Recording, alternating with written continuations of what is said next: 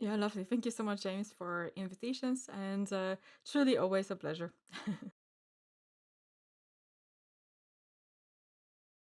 So today I'm actually podcasting from Warsaw in Poland, and I am right now back home for quite a while because it's right now the holidays break, so it's time to get some rest after a super busy, super heavy, I would say, year in cybersecurity. Finally, when gates opened and you are allowed to travel, then lots of our customers actually requested us in general, not only myself, to be on site. So that has been a very intense year, and fairly, it's really hard to remember what happened in 2022 already because there has been a lot.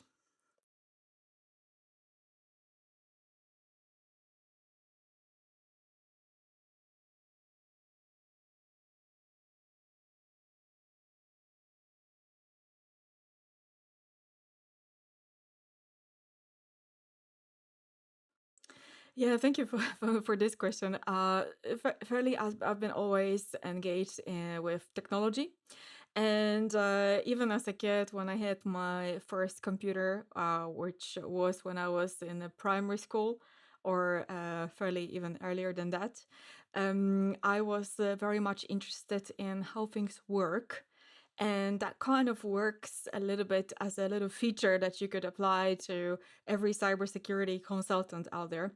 Because if there is a new vulnerability, new system, new solution, new update, and so on, you need to know how that works. And that's basically how it started. And later on, through my whole time in terms of my career, I've been also in the high school where basically I was having the class with the profile of Mat Inf, as we call it, Mat IT. And later on, yeah, the university. So pretty straightforward way to cybersecurity. And again, cybersecurity is something that's never changing in terms of excitement, but to changing a lot in terms of new things. And that kind of combination is something that I love the most.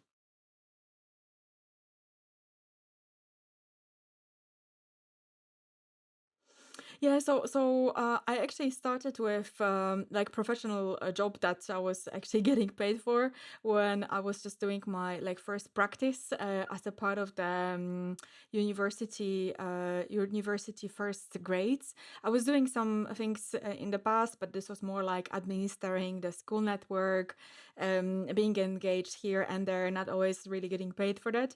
But the first part was the practice, and then later on I started to work in a consulting company that was doing IT, so kind of like a managed services provider, focusing maybe a little bit on security, but not enough for me. So I had to establish Secure, which actually happened 14 years ago. So quite a long time. And since then, I've been spending my time on growing the company.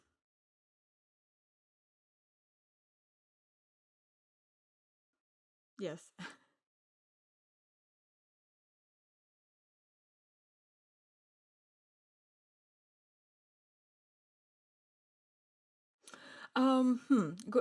Many reasons really. One of the reasons was that I really wanted to do what I want to do. So in cybersecurity, I was thinking that at the time that hey, I want to do only pen tests, or that was why my first motivators out there. And then within the company that I was working before, even though I wanted to do pen tests, there were not enough pen tests for me. So simply, I wanted to do what I want, and then there was a moment where I established Secure, and also I really felt that that's kind of coming from my character. I really like to be an individualist in what I do, and I really like listen to my intuition, even though sometimes it may not always go a good way. But even though I will make a mistake, I kind of like that too, because this is an opportunity to learn, as you say, on your own skin. Yeah, that's why. And this is how the whole adventure started, and this is why I decided to open it up.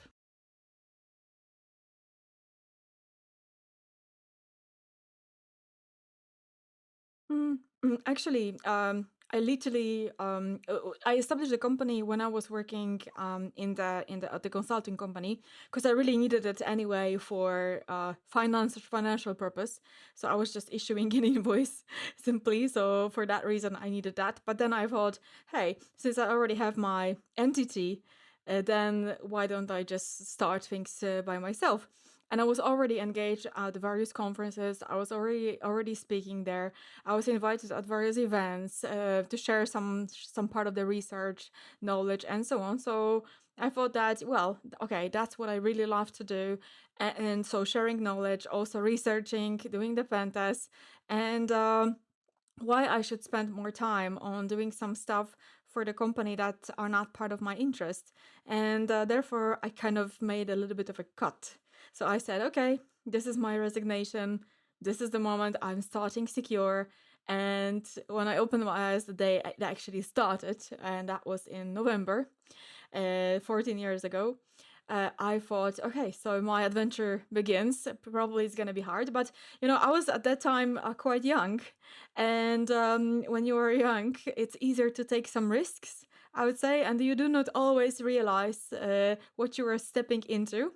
But gladly for me, it worked out. So a little bit of luck, maybe, a lot of hard work, definitely, sleepless nights, and lots of bad situations on my way too, which only motivated me even more to do what I do. So yeah, that's the adventure.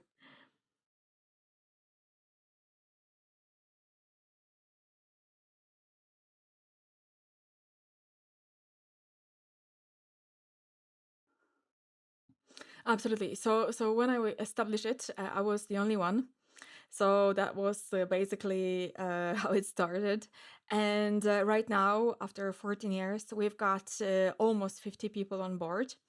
Literally almost, because it's 49. And yeah, it's super, super exciting. We are placed in 4 locations in the world, in US, in Emirates, in Switzerland, and also in Poland. And pandemic kind of slowed down the growth, but that's I believe for most of the companies, because I really want to open a chapter in Singapore. But let's see how that's gonna happen, because Singapore was quite close during the pandemic, so there were not that many options that we had. But right now it's better. So jumping back to the subject, and yeah, lots of different consultants that we are hiring right now as well. And it's always a big challenge, I'll tell you, because in cybersecurity it's very hard to find a good talent. So that has been always my struggle. And I'm trying to combine within our team two features, so to say, if I can call it this way. One thing is a character of a person, so it needs to be an honest person that does a good job. It's hardworking, not afraid to share knowledge, or not afraid to say, I don't know. And at the same time, a person that is just willing to know more, and being also a team player. So I'm trying to find all of that. And once we find a person like this, we are totally doing a lot to make sure that this person is on board.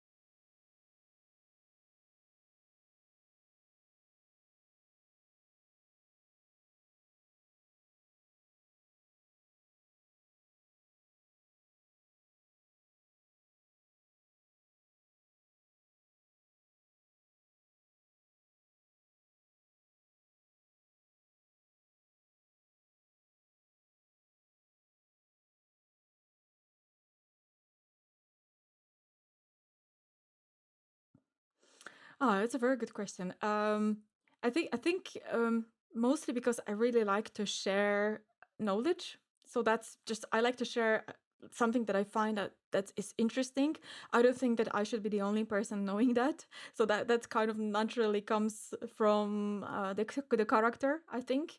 And yeah, I'm quite straightforward. So if I like something, I say I like it. If I don't, then I don't. And then if there's something interesting to share, then I'll always put it on the table. And I kind of feel that it's, especially in cybersecurity, is so important to, if you want to share knowledge, if you want to be in that position, to explain everything in the background so that whoever is receiving this information is going to actually treat it as useful.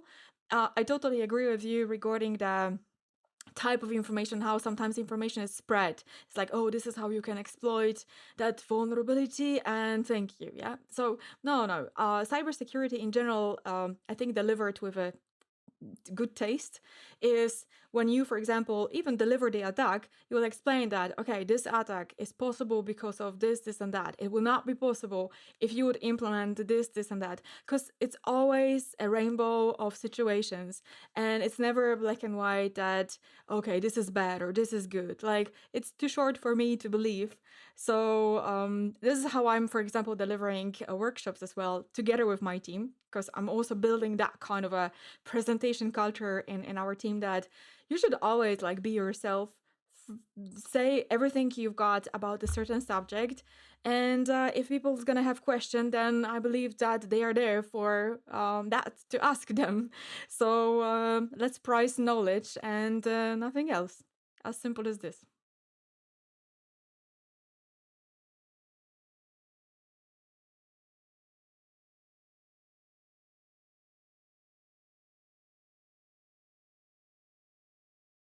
Yes, something around that.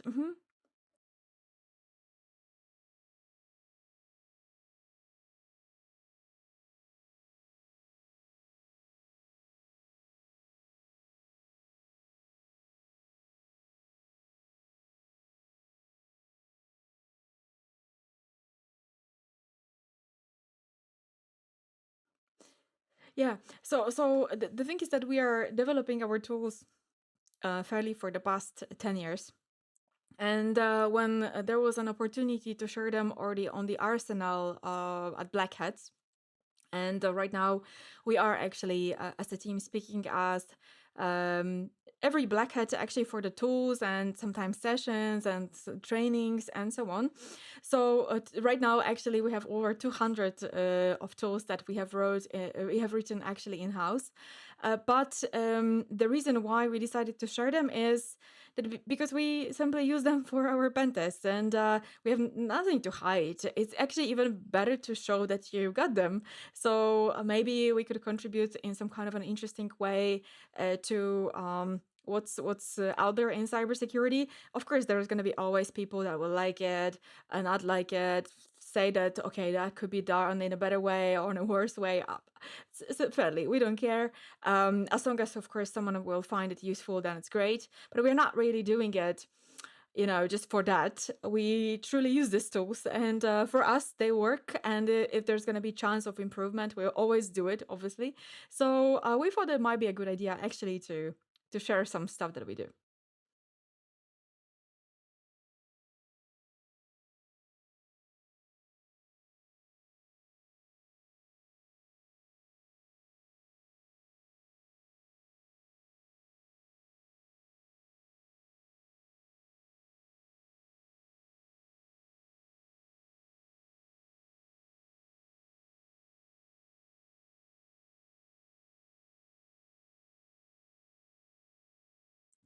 Very much, and thirdly, within our team, we really like to do research, and we've got a really nice research team as well in the team. And as far as we know, we are the first ones and the only ones that reverse engineered the data protection API, so the cryptographic platform in Windows, and we wrote and shared tools for that.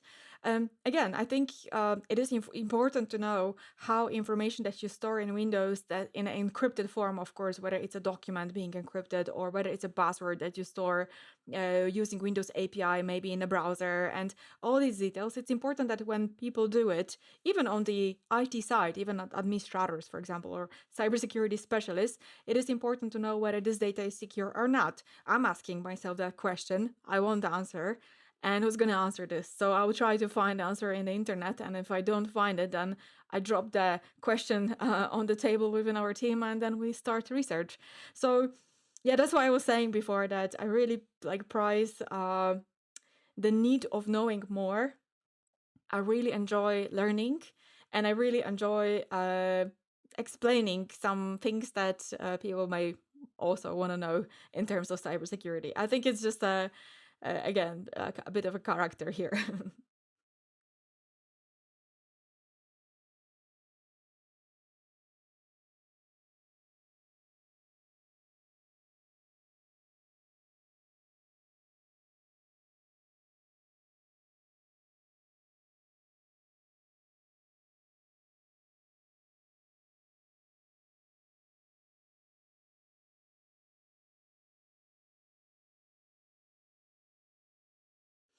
Hmm. I would love to have more time that I could spend on even more research. So I really like to sit and find out things. That's even for like no reason at the end, or maybe there's gonna be no tool or nothing new that's gonna be created. It's quite an important thing because we get a perspective on something. So yet another interesting subject to the list.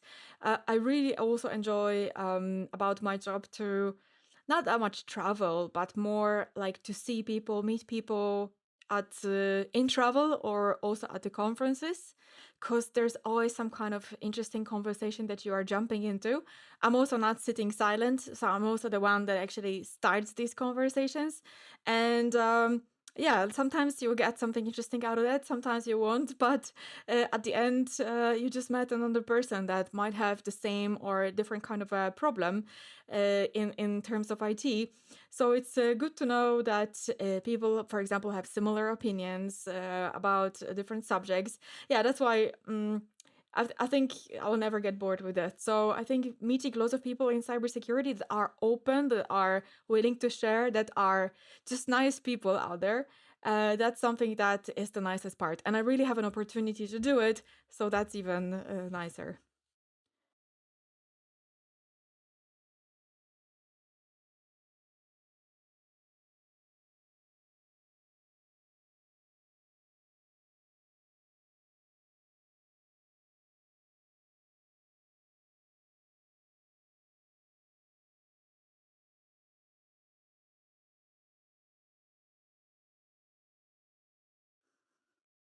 Thank you.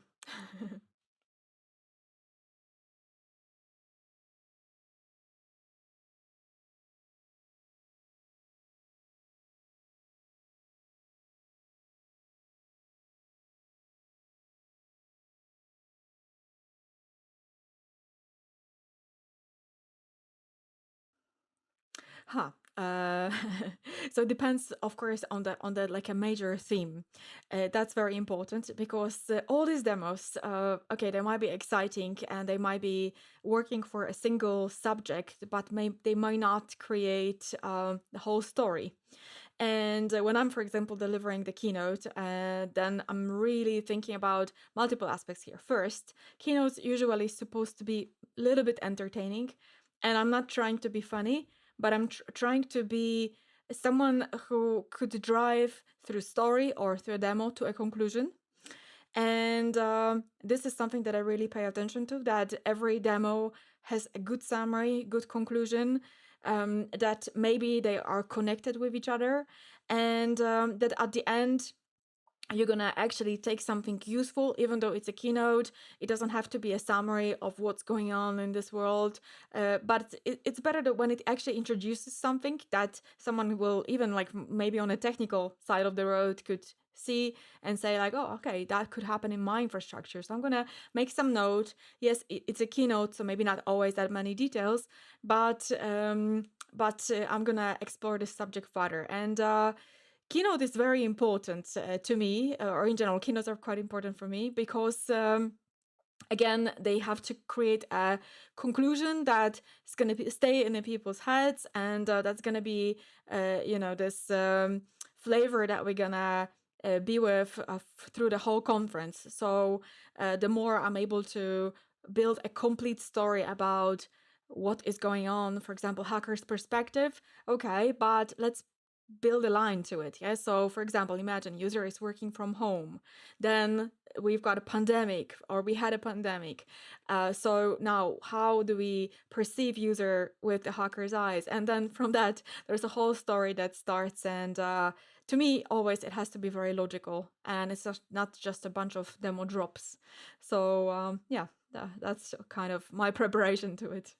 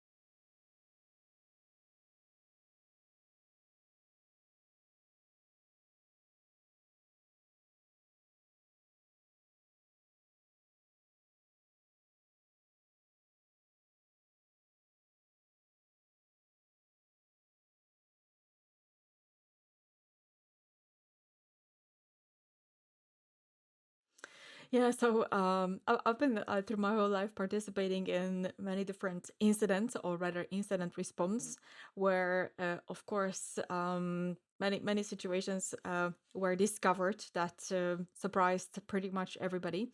And one of the most interesting situations I've been at was actually a project at the customer site with an administrator that was sabotaging the company. And that was like a factory kind of like an environment. And the point was that this guy was putting down a bunch of components of the infrastructure, causing quite a huge financial loss, because that let's say factory, being also an international company, was stopped for over 2.5 days, and they lost through that time approximately 4 million euros. So yeah, it was very serious. Yeah. And there was this moment where IT management said, well, this is the another time that this situation is happening, so let's call for some experts to come and then analyze the whole environment and actually search for some kind of evidence that this is just not a regular incident, that might be something wrong. And for them, it looked like not very random thing that's happening to them. And this is kind of what caused the whole process. I think that is great, because if they really did not pay attention to details, they might actually keep going like this. But they did pay attention to that. So once, of course, we arrived, then we started the analysis, extracting data from various places and so on. And at the end, we managed to get access as well to the laptop of this guy, where there was a bunch of information that we could find. Also, there were gaps in the event logs, and when you are dealing, for example, with EVTX file, then it's not that easy to edit it. We actually wrote a tool, by the way, that you can use for edit EVTX, but it's a naturally secure file with lots of digital signatures inside, of single entries and chunks of entries and so on. So it's basically, could you think that maybe this guy potentially was deleting blocks from the event log? And we kind of doubt it. So what he was actually doing, as it appeared later, he was booting up from the live USB. And from that live USB OS, he was crashing pieces of the environment, and then he was returning, knowing what happened. Everybody loved him because he was fixing the problem. Yeah, so he is the one that is not replaceable, and he's amazing. But that was just kind of a fireman syndrome. And then after we found it out, there were lawyers engaged, obviously. He was dismissed in a really nice way. As well, it's also a PR problem, so you have to be in a good relationship, even though you got that kind of situation. And we could think that maybe he should be like, even going to prison for that kind of stuff. But he was actually dismissed with paying a couple of months in advance of salary to say nice goodbye and just forget about everything. And sometimes you have to do that. And yeah, we just need to keep going. So that was quite an incident, actually. Exciting, with a story that required also writing some tools on site. And our developer was Michael, was actually helping to write tools. So it was yeah, totally cool project.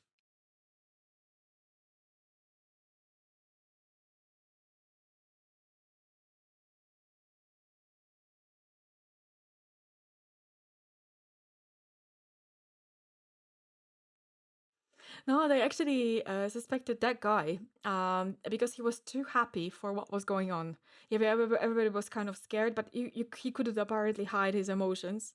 So he was like less nervous than everybody else. And then when we received a call from our customer, and they were actually our customer before, it's just that it was a different stub that was experiencing a problem. So we had to travel to the physical factory kind of location.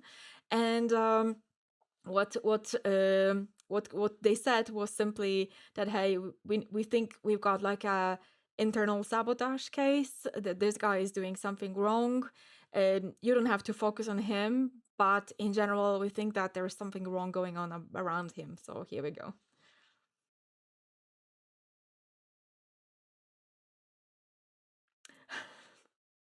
Exactly. Exactly.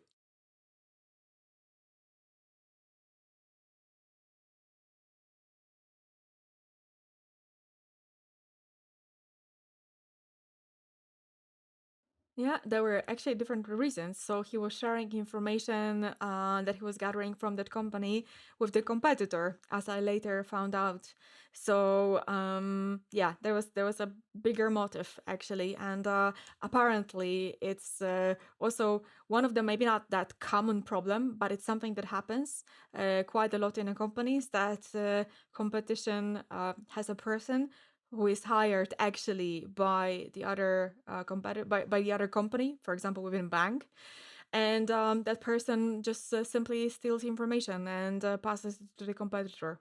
And in terms of IT, it is also quite a thing, because like, what kind of a process is for HR to check on the IT person, and if this person is privileged and not being monitored appropriately for everybody's sake, then is domain admin a trustworthy person or not? Because I've seen a situation where a privileged person appeared to be actually the worst. So that monitoring part is super important. Not only nowadays, it has always been.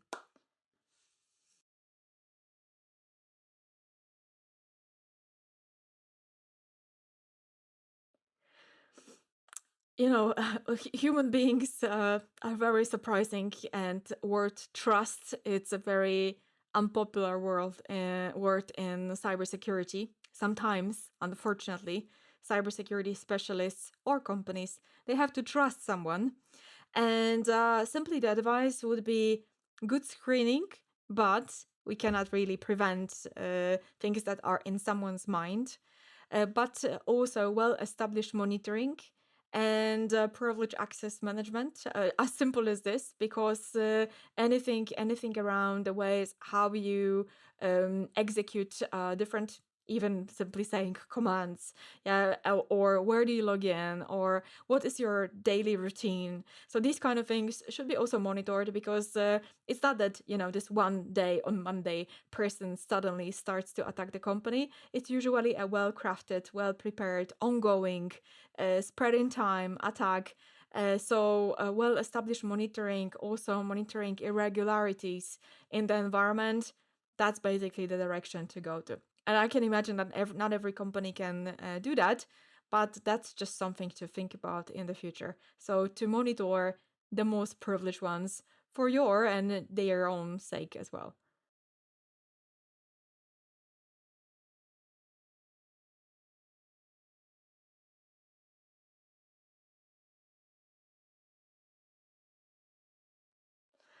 Oh, one of the guys get promoted, so it's not that bad at the end, because here we go, because that guy who was actually misbehaving was like the major one, yeah. So he was, I don't remember his position, but let's say he was like a team leader amongst admins or something similar to this. So if someone is behaving in that kind of a way and it's over nice, it's also not very good. So probably they had some or similar thoughts that as we all had, that this guy was just quite strange, if I may say it this way. And probably if someone is acting in that kind of a way and does not really have, the same body language, and it's just not consistent in what someone does, then you just don't trust this person. And when there's no trust in a team and there needs to be something like that, at least to some distinct, and you really don't feel comfortable working with that kind of person.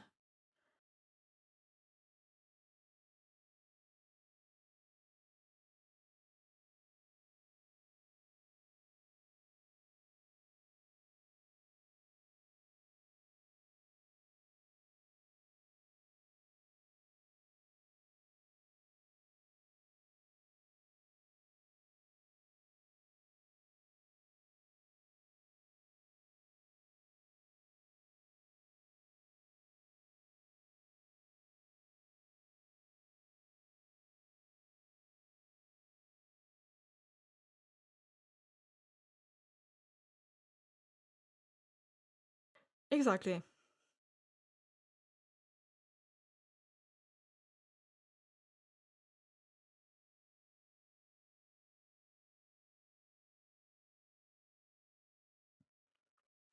Yeah, that was one of the most exciting projects actually that we had. One of them was simply the situation where the customer got encrypted, so they were completely smashed. Also, production environment. This was happening during pandemic time when we were not allowed to travel, but we still, as a team, had to travel. So we had to get these government strange permits, documents, approvals, exemptions, and all of that. So quite a lot of documents. And yeah, we had to travel. And once we get on site, nothing was working completely. They were smashed, and they paid the ransom, which was €500,000, and they negotiated that with hackers. Yeah, quite a lot. And they hired a negotiation company to actually do it for them. I was not part of that, so I don't know that many details. But once they paid, they got the decryptor, and that decryptor was not working. And that was the moment when they called us and they said, hey, that we don't really have that much of a way to recover from the backup, so please come over with your team and help us to fix everything that is out there, help us to recover the services to the state that it's useful for us, and so on. And there was also another team from the Netherlands that was helping them. Absolutely great guys. So we had a fun time. So when the sad things are happening, this is the situation where you make friends. So yeah, it was a fantastic cooperation. And what I decided to do, because sincerely, to some point, that the job was easy, because you're supposed to recover components of the infrastructure. So I thought, I'm a little bit bored. Let's take that decryptor that's hypothetically not working. Let's learn what's the data structure while it's encrypted, what's the decryptor about. And we decompiled it. And then we learned that simply it's not that difficult how it was written. Plus, the data structure was that some of the drives that I was, for example, working with the like almost 1 terabyte database that was stored on the VMware drive. So basically, I took that, and I learned that at the end of the file, then there's like a sticked the 512, 1024, and so on byte keys. And not every file that was large was actually the same one. So sometimes it was even 512, sometimes it was 2048, and so on. So you could see that that's just 512 multiplied by X times. And the question is what this X was about. And it was about amount of times how ransomware was getting into the file to encrypt it. And because the data was in use, and especially the ransomware was attacking virtual platform over there, so things were just in use, then it was not allowed to actually continue, so it was crashing, and then it was getting into the files a couple of times like this, and every single time it started an encryption, then it was adding additional copy of a key to the end of the file. So we could see how many times ransomware tried to get access to the file by amount of the keys that were sticked at the end. As simple as this. But really the key to success was to understand how decryptor is working, how basically these algorithms were used, is this key complete, is there something else, and so on. So we tried to figure it out. And to what point ransomware was actually encrypting over and over again that first 8 megabytes that was actually by design supposed to be encrypted in order to just destroy a file, not to fully encrypt it. And after lots of probes, we fixed the decryptor, and we made it actually working, and we managed to recover the customer's environment. So that was very cool, because it was a very satisfying project that when we were leaving their location, we were all like, wow, this is a job well done, because not only we helped them to recover, but we also automated that by fixing the decryptor. That there was simply no hope for that.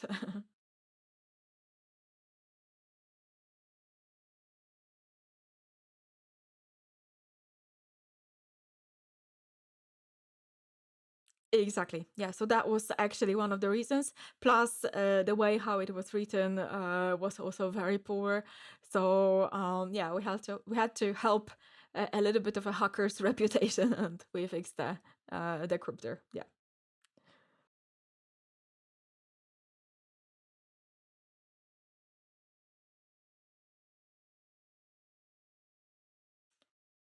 No, it would not be possible to do it, especially because when we are thinking about some simple files, like let's say text files and so on, or any other really simple files that you could recover just an inner part of it without that first 8 megabytes, because yeah, you can recover data in general because the middle data was not encrypted. But for places like databases and so on that require consistency and some integrity, then not really, not really.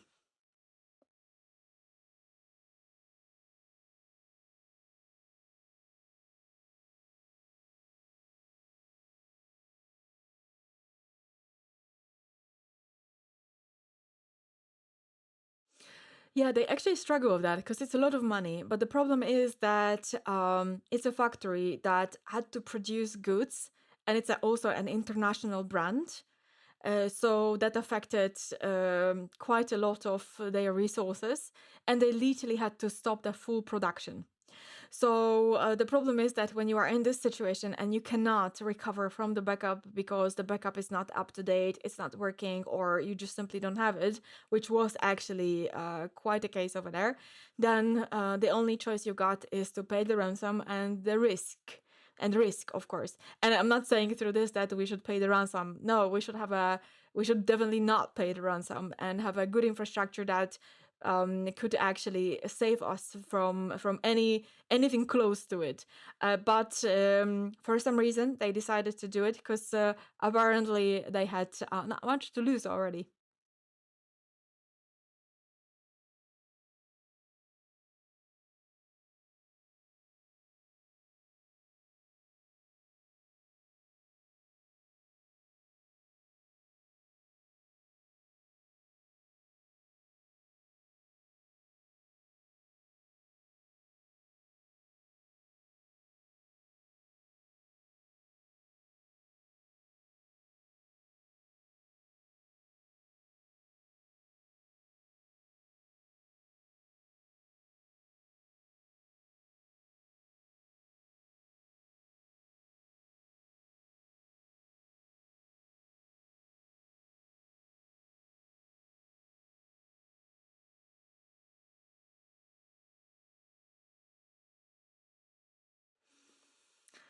Obviously, I'm against it.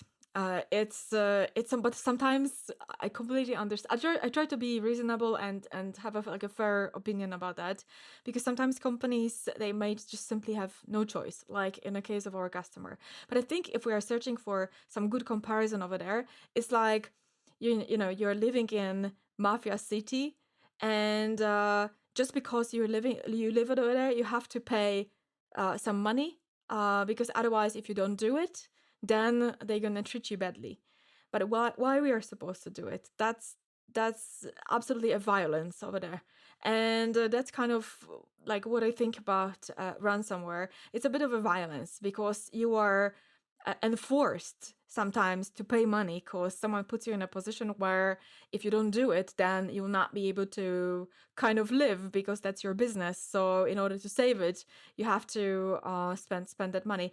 So yeah, there is a reason why it's called ransomware. It's similar when you kidnap someone. Yes, then if you don't pay, then this person's gonna die, for example. Sorry for maybe a little bit of a drastic example here, but if we compare that one, it's obviously not comparable, but kind of if we take the same pattern and we put it to business, it's a very similar situation that we are put in. So obviously it's illegal. Obviously it's a crime. It's terrorism, or cyber terrorism. Maybe we should use that kind of a term. And on the other side, it's very lucrative, and it has one characteristic: it's almost untraceable. And if we combine these two things, more and more people are moving towards this direction. But luckily for us, the points of entry are relatively predictable because it's through users' workstation quite often, through unmanaged authentication services, like in a case of a colonial pipeline. It's also through our vendors, which is a little bit of more difficult subject as well. But that's also one of the top subjects in cybersecurity right now. But anything related with minimizing the risk of monitoring what runs and managing privilege access, maintaining typical points of entry like users workstation, and making sure that even though user will be crazy clicking on every possible phishing link, nothing's gonna happen. So that's kind of a direction that we have to move in. And if we're gonna minimize the risk to the point where hackers gonna need to spend more time on us versus someone else, then they will just pick someone else, and that's what we want.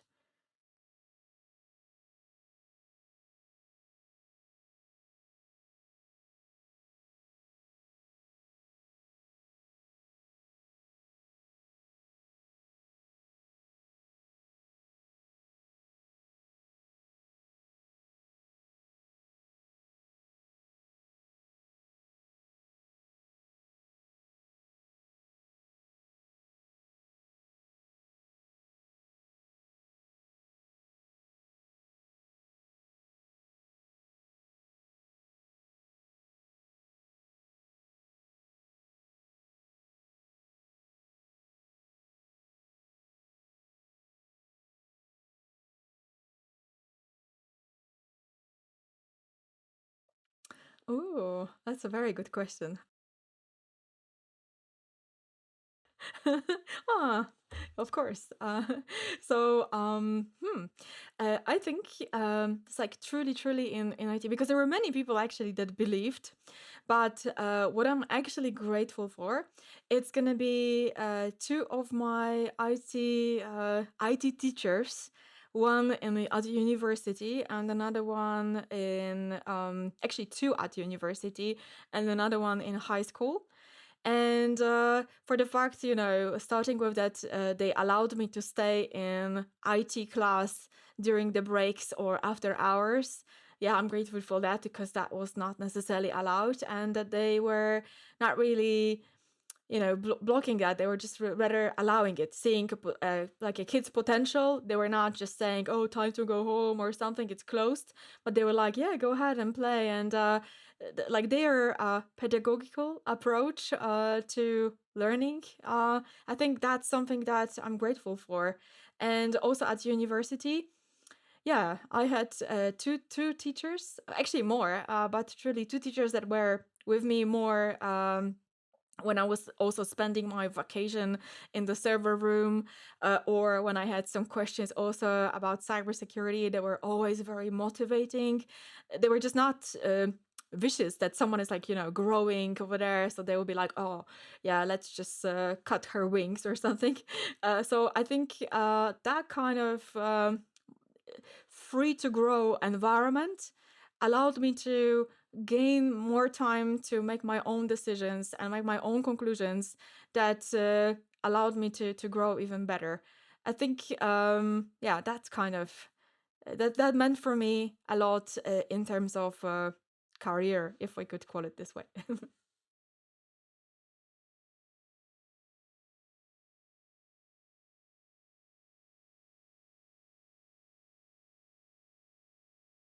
Makes sense.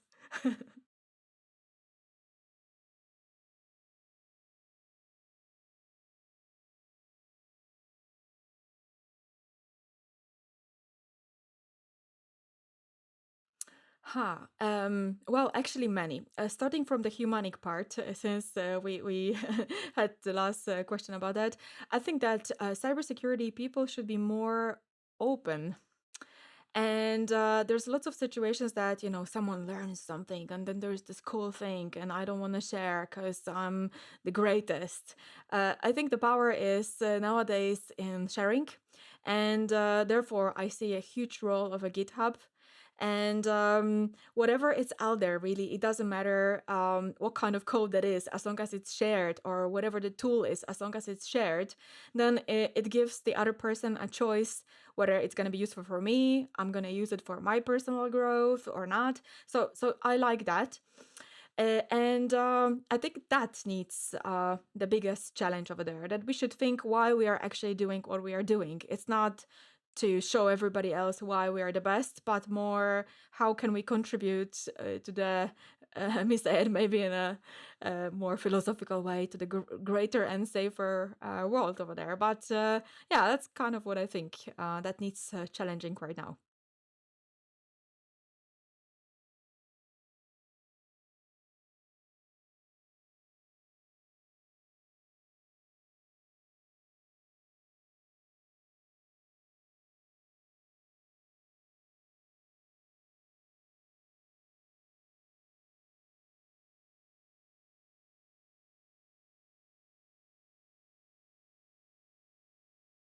Oh, so it's always and always has been a challenge.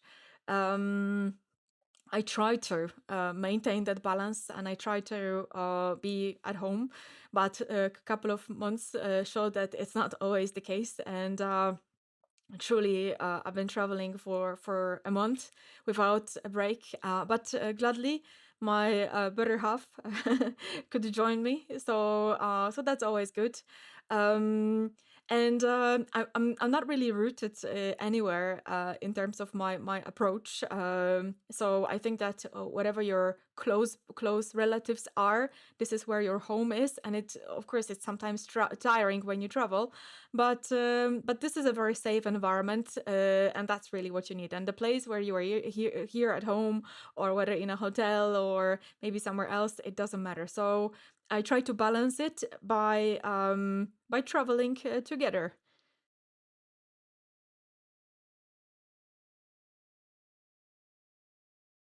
I have no choice sometimes.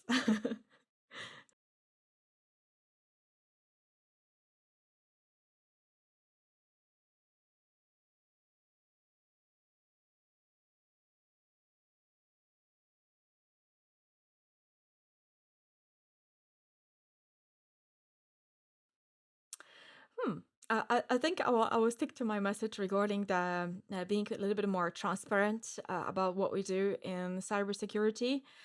More we know, a better approach to our infrastructure, more safety we're able to implement in our infrastructures. And I wish there was like less negativeness about cybersecurity, but maybe that's just my naive approach out there because I really like to share things. So I would love to see that one more. And in cybersecurity, knowledge is power.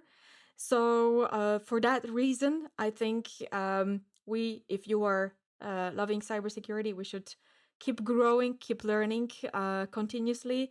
And if you got something interesting to share, don't hesitate, and maybe someone else is going to use it.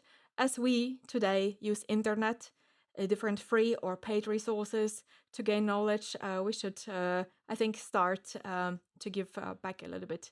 So that's just my message out there.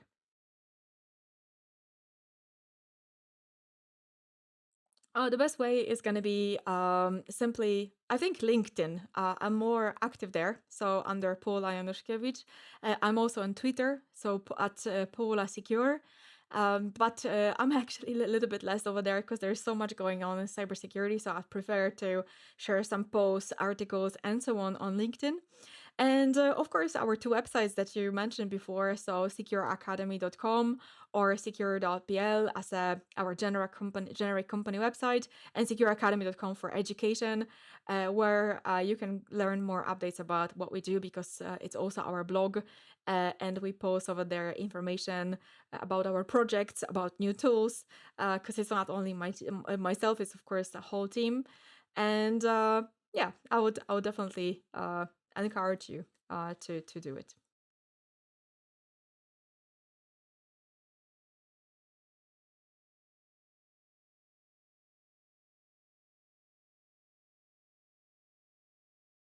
Thank you, James. Likewise, thank you.